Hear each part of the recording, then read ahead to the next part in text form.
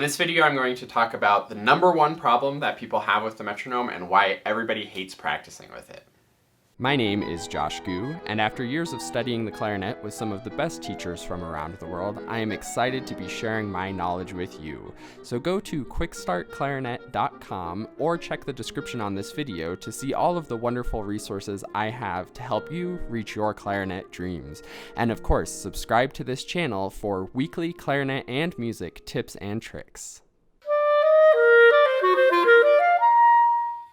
I should clarify that not actually everybody hates practicing with the metronome. Some people find the metronome helpful, some people really enjoy it, and if you don't believe that, then this is absolutely the video for you, because I'm going to sort of peel back why I think some people hate practicing with the metronome, whereas some people find it to be a really useful and helpful tool.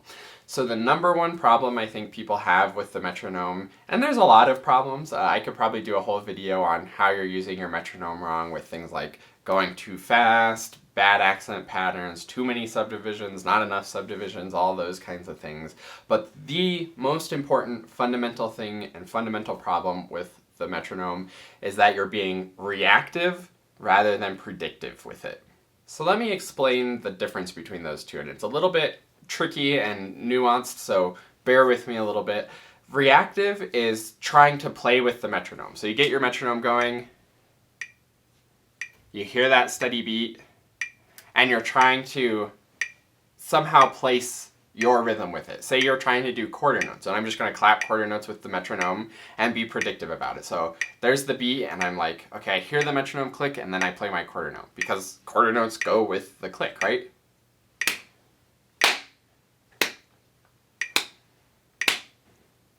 That's a very stressful way to play, because it feels like every single click you're trying to like, okay, where's the metronome going to be? Oh, I heard the click, okay, play my quarter note. Heard the click, okay, play my quarter note.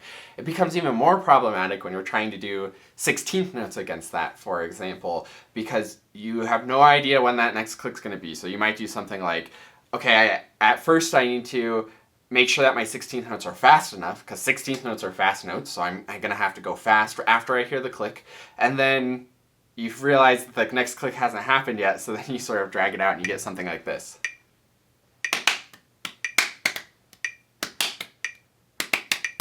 And then you're totally thrown off and you can't keep up with it and you lose track. So that's the reactive way of playing, where you're hearing the metronome and then you're trying to play with what you're hearing.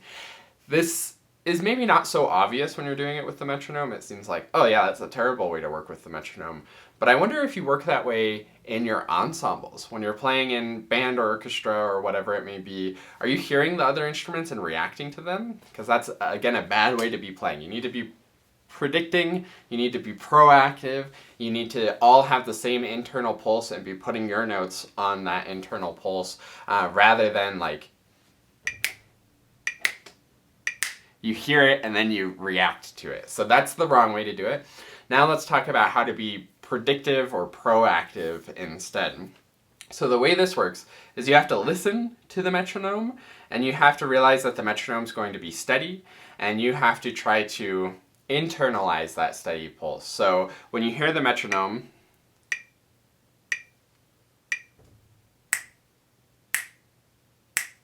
you can continue on that pulse because you've internalized the steady pulse and you know where that next one is going to be. So you aren't waiting to hear the metronome, you know where that metronome is going to be. So then you can place your rhythms with where the metronome is going to be. So now instead of hearing a beat, playing 4 16th notes, and then waiting for the next beat to happen, you're knowing when the beat happens, and you can place your 4 16th notes starting exactly on the beat, and then 2, 3, 4 evenly spaced in between them, because you know where the next one is going to be. So let's try doing that, and you can actually do this along with the video. So we're going to get the metronome going, we're going to listen to that steady beat, we're going to predict, we know when that next one is going to be, and then we can do our even 16th notes.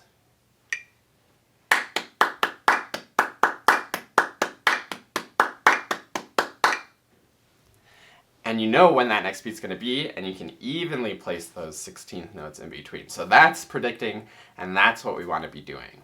So let me give you an exercise to work on this power of predicting the steady beat and where the metronome is going to be rather than reacting to it. So the first thing that you can do is tap your foot along with the metronome, and actually even before you just start tapping with it, take a second to listen to the metronome. I can tell that you're doing it wrong, or when my students are doing it wrong, because they turn the metronome on and almost like try to start playing. So if they're playing quarter notes, they'll do something like ta, ta, ta, and what they're doing is they're starting their playing and starting the metronome and hoping that they line up, but they're not actually connecting the two. They're just sort of like, I'm going to play my chord notes at this speed. If I start with the metronome, then it should be together, right? But that's not really true unless you are actually playing the same speed, and you're not going to know you're playing the same speed unless you're able to predict where the metronome is and place your notes on that steady beat as well.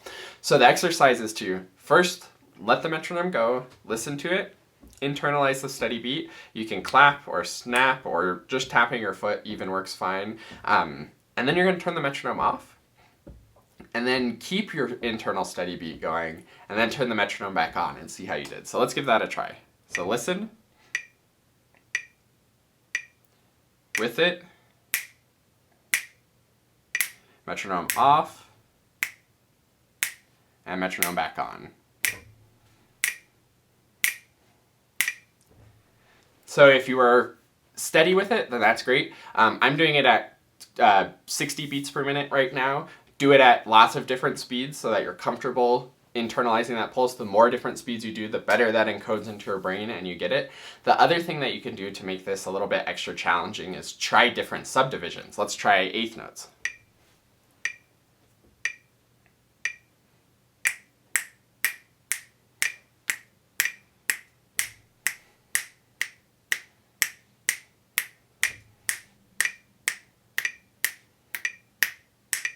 Oh, even in that, I might have been speeding up just a little bit. You could hear by the end of the measure I had maybe rushed just the tiniest bit. So really working on that to internalize that pulse.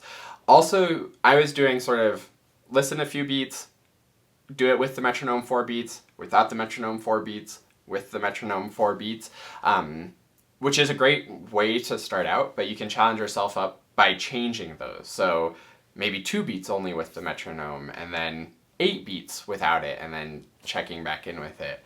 Another great tool that you can use for this is an app called Time Guru.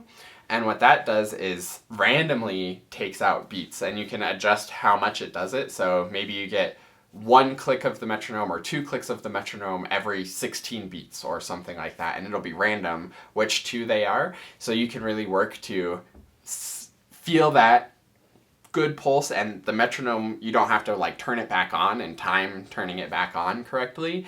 It just automatically will put those beats in exactly steady where they should be. So if you could do this exercise with the Time Guru, again on lots of different settings, fantastic internal pulse and working on predicting where the metronome is. I hope that gives you some ideas on how to get better use out of your metronome and it helps you to enjoy practicing with the metronome and see it as a helpful tool and resource rather than your most hated enemy that reveals that your rhythm is bad. I think a lot of students find that they feel like they're playing the right rhythms without the metronome, but they just can't do it with the metronome, and that's just revealing that you weren't doing the good rhythm in the first place, and it's revealing that you're trying too much to react to the metronome rather than predict where it is and use it to guide the steady beat rather than something that you're always reacting to.